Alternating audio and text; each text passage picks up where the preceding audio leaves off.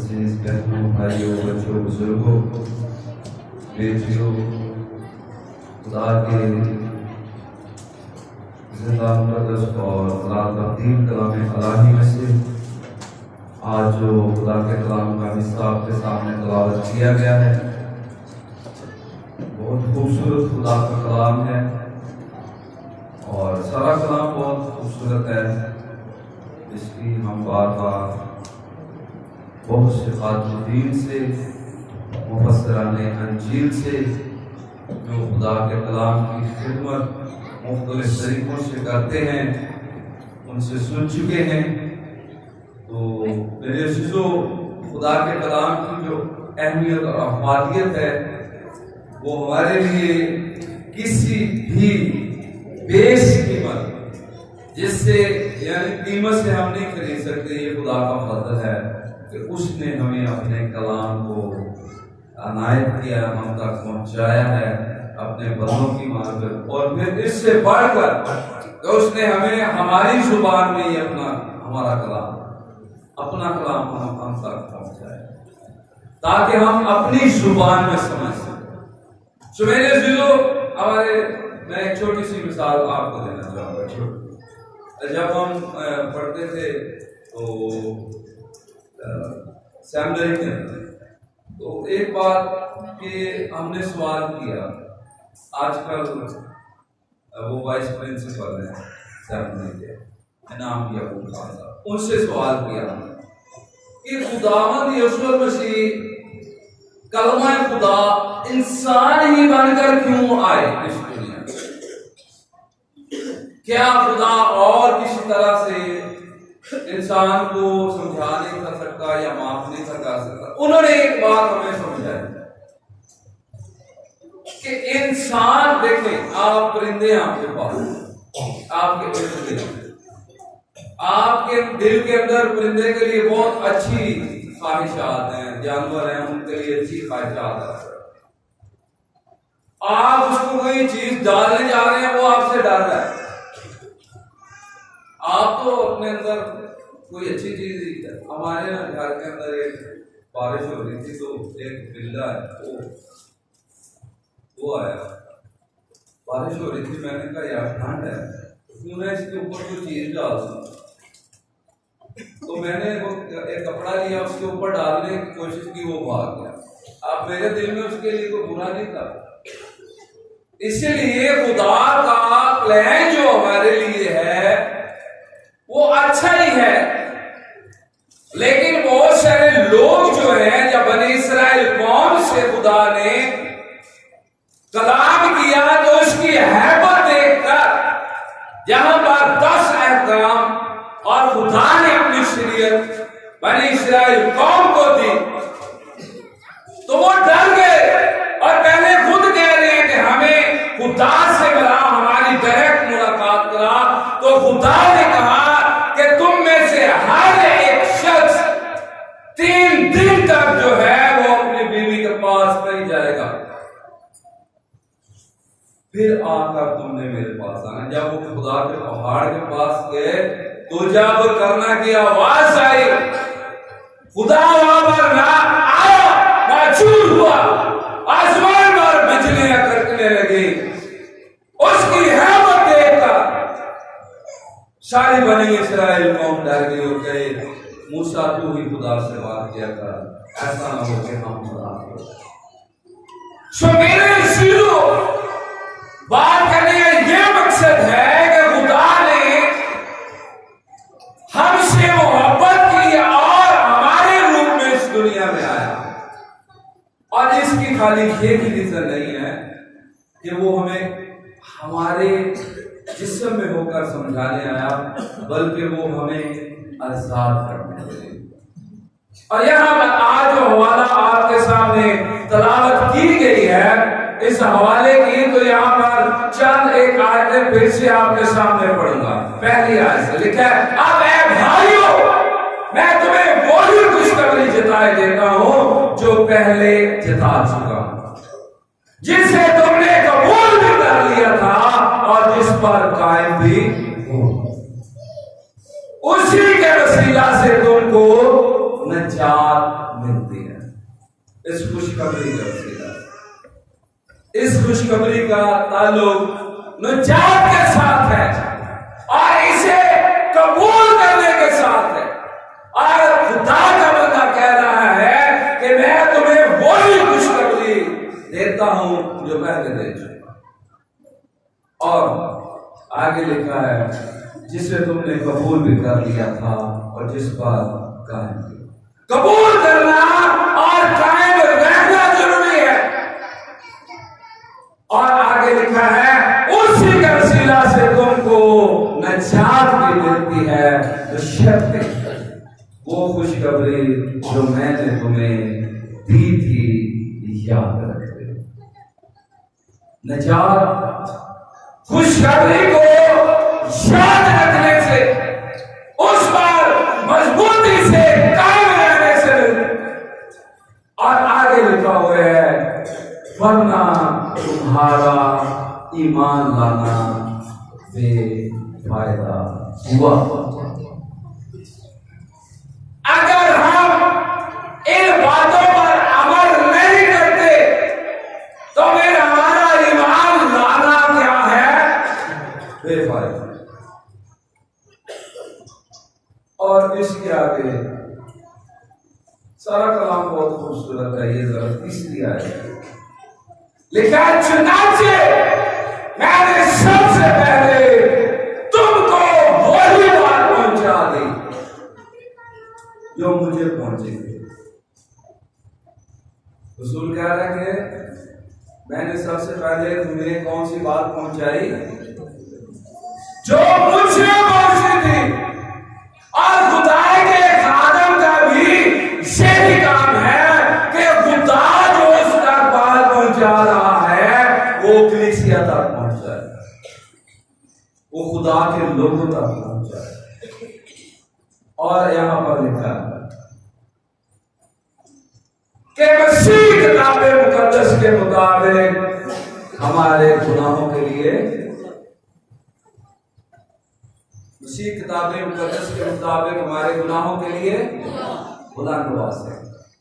ये कोई छोटी बात नहीं है कि मसीह किताबे मुकद्दस के मुताबिक हमारे गुनाहों के लिए हुआ और दफन हुआ और तीसरे दिन मुर्दों में से ये हमारा जब हम ईमान का इजहार करते हैं उसमें यही है, मैं ईमान रखता हूँ खुदा कादिर जिसने आसमान और जमीन को बनाया और उसके इकलौते बेटे हमारे खुदावंद यीशु मसीह जो रूह कुदरत की हदायत से पेट में पड़ा कुंवारी मरियम से पैदा हुआ, पैंतुस पिलातुस की हुकूमत में दुख उठाया, मसलूब हुआ, मर गया, दफन हुआ, तीसरे दिन मुर्दों में से जी उठा। ये सारा कुछ किताबे मुकद्दस के ऐन मुताबिक है। ये हादसा नहीं है। हम कहते हैं कि यार अचानक जैसे एक्सीडेंट हो जाता है, हादसाती तौर पर खुदावंद यीशु मसीह ये प्री प्लान है, क्योंकि ये किताबे मुकद्दस के ऐन मुताबिक है। और नए अहदनामा में किताबे मुकद्दस के लिए 30 हवाले हैं जिनमें किताबे मुकद्दस का जिक्र है। किताबे मुकद्दस, अब तो हम सारी किताब को किताबे मुकद्दस कहते हैं क्योंकि ये अंजील की खुशखबरी किताबे मुकद्दस। लेकिन जो फकीर और फरीसी थे वो पुराने अहदनामा को और अंबिया सहाब को और जितना भी पुराना अहदनामा है उसे किताबे मुकद्दस कहते हैं।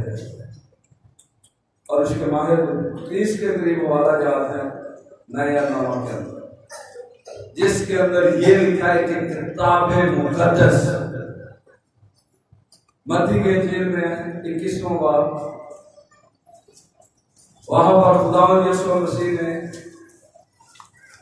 कहा कि क्या तुमने किताबे मुकद्दस में कभी नहीं पढ़ा? क्या तुमने किताबे मुकद्दस में कभी नहीं पढ़ा फकीरों और फरीसियों को जो कलामे अल्लाही के किताबे मुकद्दस के अपने आप को क्या तुमने कभी किताब मुकद्दस में नहीं पढ़ा कि जिस पत्थर को मुमारों ने रद्द किया वो ही कोने के सिरे का पत्थर, ये खुदा ने अपने और फिर 22वें बाप जो दुख की आपका खुदावन से सवाल करते हैं, जिनमें क्यामत का वो क्यामत को नहीं मानते और खुदावन से कहते हैं कि एक मियां बीवी है, एक औरत है जिसका शौहर मर गया और उसे बेऔलाद छोड़ गया, तो उसके भाई ने उसके साथ शादी की, वो भी ऐसे ही मर गया। इसी तरह वो 7 भाई थे, सातों मर गए। खुदावन से सवाल किया सदूकियों ने कि वो क़यामत के रोज किसकी बीवी होगी, तो खुदा ने उन्हें जवाब दिया, तुम ना वाकिफ हो, इसलिए ना किताब मुकद्दस को जानते हो ना खुदा की कुदरत को। हवाला अगर आप पढ़ना चाहते हैं 22वां बाब यूहन्ना की अंजील 22वां बाब, इसमें आपको ये मिलेगा।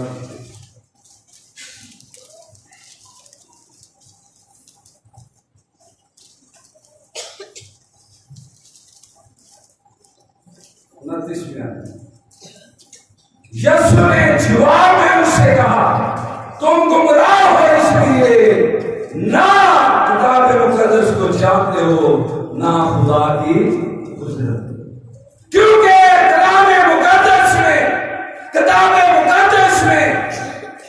खुदा की कुदरत है। और मेरे चीजों, आज का जो कलाम का हिस्सा तलावत किया गया आपके सामने, वो ये है कि मसीह किसके मुताबिक, किताब मुकद्दस के मुताबिक मेरे और आपके, यहां पर लिखा है हमारे गुनाहों के लिए क्या हुआ। और पुराने आत्मा में किताब मुकद्दस यशायाह नबी का सहीफा उसका 53वां, अगर आप सारा पढ़ें, शरीफ का मुद्देश्य। और मेरे सुनो, ये ऐसे ही हुआ, ये किताब मुकद्दस के मुताबिक ये खुदा की हमसे मोहब्बत है कि वो अगर से दौलतमंद था, पिछली दफा आपने ये सीखा, दूसरा ग्रंथियों का 8वां, उसमें से हमने सीखा कि वो अगर से दौलतमंद था तो भी हमारी खातिर क्या होगा, क्या गरीब, तो भी हमारी खातिर गरीब, ताकि हम उसकी गरीबी के सबब से दौलतमंद हो जाए। और पिछले द्वार हमने ये सीखा, उससे पिछले द्वार फिलिप्पियों की कलीसिया में से हमने ये सीखा कि खुदा ने उसे वो नाम बख्शा जो सब नामों से आला और अफजल, ताकि हर एक घुटना, खा आसमानियों का हो, खा जमीनियों का हो, खा जमीन के जो नीचे हैं उनका सबका घुटना यीशु के नाम पर देखे। और मेरे चीजों, ये किताबें मुकद्दस के मुताबिक है, और देखें उसका हमारे गुनाहों के लिए सलीब पर कफारा देना। 53वां उसकी दूसरी आयत लिखा है, वो आदमियों में हकीरों को तू माथे खाना और राज्य का आशना था, लोग उससे गोया रूपोश थे, उसकी तहकीर की गई और हमने उसकी कुछ कदर न जानी, तो भी उसने हमारी मुशक्कतें उठा ली और हमारे गमों को बर्दाश्त किया। मसीह किताबे मुकद्दस के मुताबिक हमारे गुनाहों के लिए हुआ और दफन हुआ, और किताबे मुकद्दस के मुताबिक तीसरे दिन मुर्दों में से किसके लिए? ये सब कुछ किसके लिए? मेरे और आपके लिए। लिखा है वो हमारे लिए। ये खुदा की मोहब्बत है जो उसकी हर एक इंसान के साथ है, चाहे वो किसी भी मजहब से ताल्लुक रखता है, चाहे वो किसी भी फिरके से ताल्लुक रखता है, चाहे जैसा भी है, गरीब है, अमीर है, सबके लिए खुदा ने अपने जिस्म पर उसके गुनाहों का बोझ उठाकर शरीर पर डाल दिया। और मेरे अजीजों, ये कोई ऐसे नहीं है कि अचानक हो गया। ये मेरे अजीजों हमारे गुनाहों का कफारा है मेरे अजीजों, और ये खुदा की मोहब्बत है। और अगर आप देखते हैं यूहन्ना की अंजील उसका 5 तो इंतहाई खूबसूरती से खुदा ने 39वीं आयत 39वीं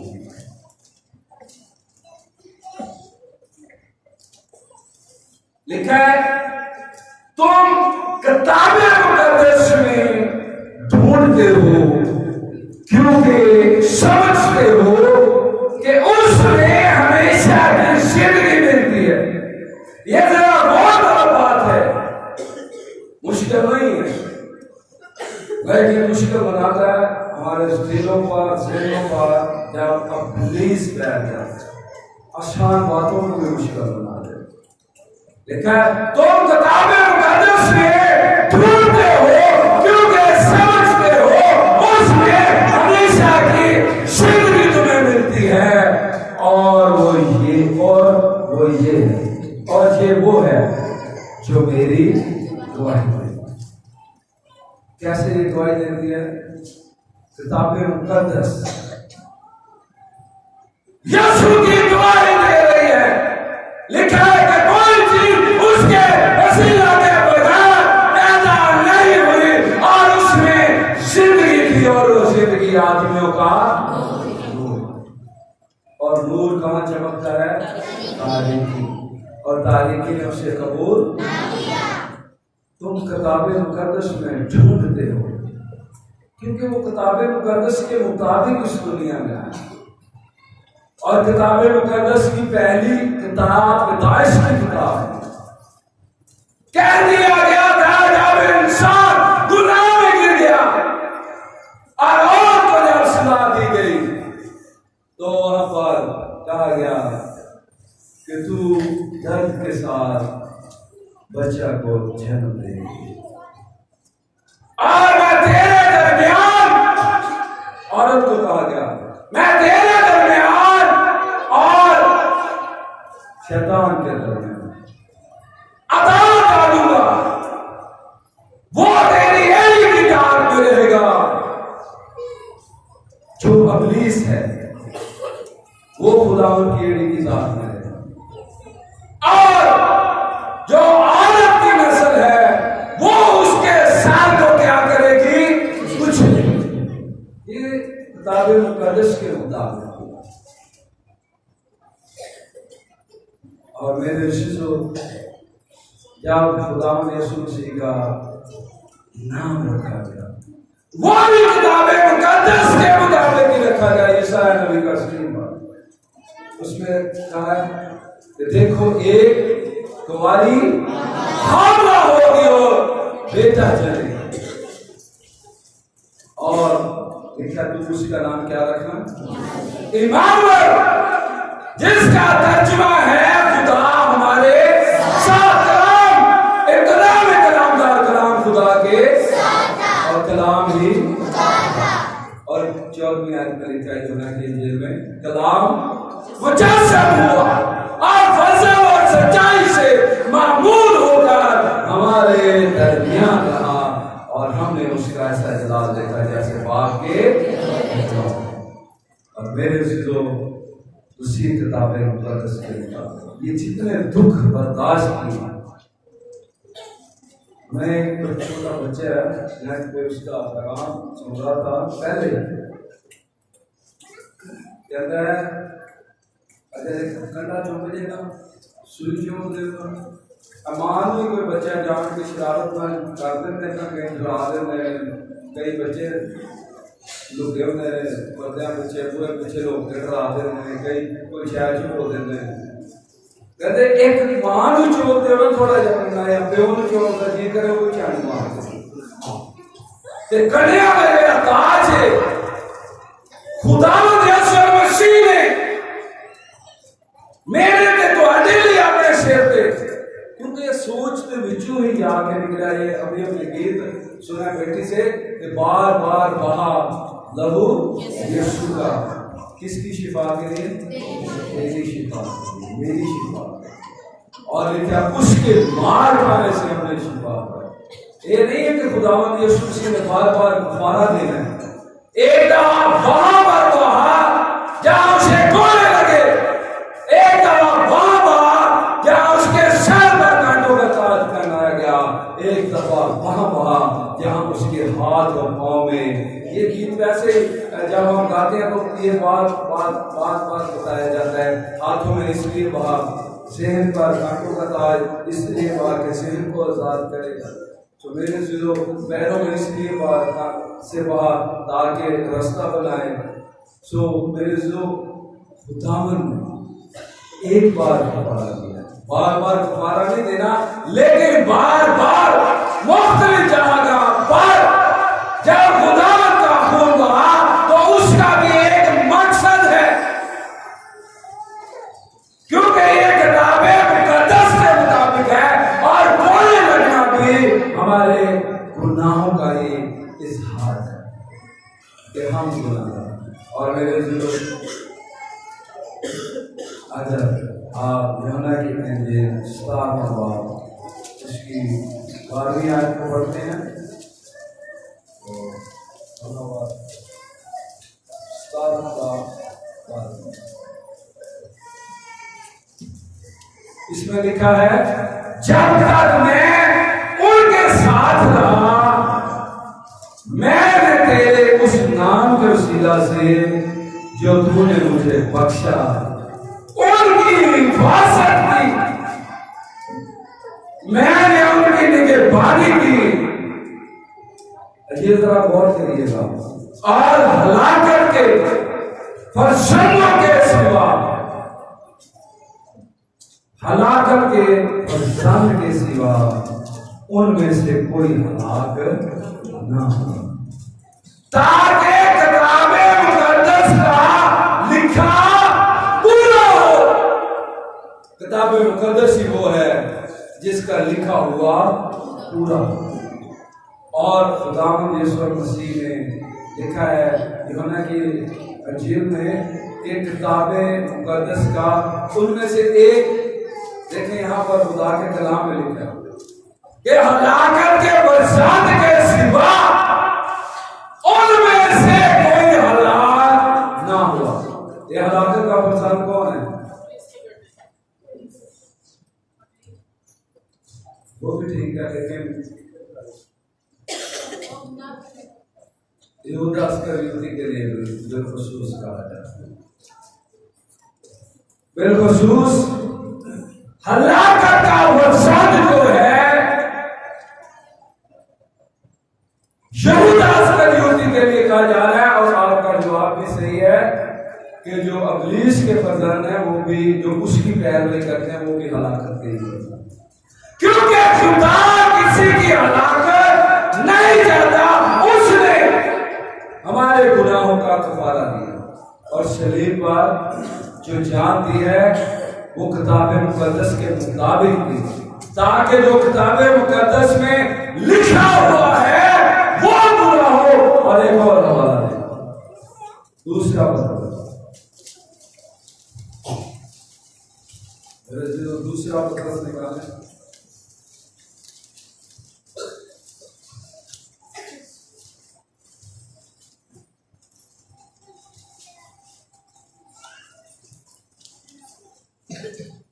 दूसरा पत्रस उसका पहला भाग और 20 मिनट। ठीक है, और पहले ये जान लो कि किताबे मुकद्दस की किसी नबूवत की बात की तहवील किसी के जाती इख्तियार पर माकूफ नहीं। जितने नबूवतें हैं ये किसी के जाती इख्तियार नहीं। खुदावंद यीशु मसीह गलातियों की कलीसिया के नाम खत में वहां लिखा है कि जब वक्त पूरा हो गया तो खुदा ने अपने बेटे को चुन लिया। खुदा अपने वालों में देर नहीं करता। उसके टाइम में जो किताबे मुकद्दस के मुताबिक है, इस बात किसी का जाती इख्तियार नहीं है। और अगर कोई बनाना चाहता है तो किताब मुकद्दस को नहीं मानता बल्कि उसकी अपनी राय है। क्योंकि यहाँ पर तो लिखा है किताब मुकद्दस की कोई भी नबूवत किसी के जाती इख्तियार में नहीं है। और हमने आज ये खुदा के कलाम में से सीखा है कि मसीह किताब मुकद्दस के मुताबिक हमारे गुनाहों के लिए दफन हुआ और मुर्दों में से तीसरे दिन किताब मुकद्दस के मुताबिक। और खुदावंद यीशु मसीह से लोगों ने कहा कि तू हमें निशान बता, हम तुझसे निशान कर। तो खुदा ने उन्हें जवाब दिया कि इस जमाने के बुरे और शनाकार लोग निशान तलब करते हैं, सिर्फ उन्हें यूहन्ना के और यूना के निशान के सिवा और कोई निशान ना दिया। जिस तरह यूना मछली के पेट में 3 रातें रहा, इसी तरह इब्ने आदम भी जमीन के अंदर कब्र के अंदर 3 रात दिन रहेगा। तो मेरे अजीजों, ये खुदा की हमसे मोहब्बत है कि उसने अपना इकलौता बेटा हमारे गुनाहों के लिए बख्श दिया ताकि उसके मार खाने से हम क्या पाए और उस पर ईमान लाने से हम जिंदगी पाए। और खुदा के कलाम में जब हमने यूहन्ना की इंजील उसका 5वां बाब पढ़ा तो वहां पर लिखा है कि तुम किताब मुकद्दस में क्या ढूंढते, क्या हमेशा की जिंदगी, और इसलिए ढूंढते हो कि वो मेरी बात दुआई देती है। और लिखा है कि उसमें जिंदगी थी और वो जिंदगी आदमियों का नूर थी। और खुदा ने दुनिया से ऐसी मोहब्बत रखी कि उसने अपना इकलौता बेटा बख्श दिया ताकि जो कोई उस पर ईमान लाए वो हलाक ना हो बल्कि हमेशा की रसूल कह रहा है कि सबसे पहले जो बात मुझे पहुंची वो मैंने तुम्हें पहुंचा दी। ये खुशी की खबर है मेरे लिए, आपके लिए, सारी दुनिया के लोगों के लिए। मेरे दिल चाहे कोई खुदा से मोहब्बत नहीं भी रखता लेकिन खुदा उससे मोहब्बत रखता है। खुदा आज के इस कलाम के वसीला से हम सबों को आसमान के दृष्टिकोण पर बड़ी मदद दे। आमीन।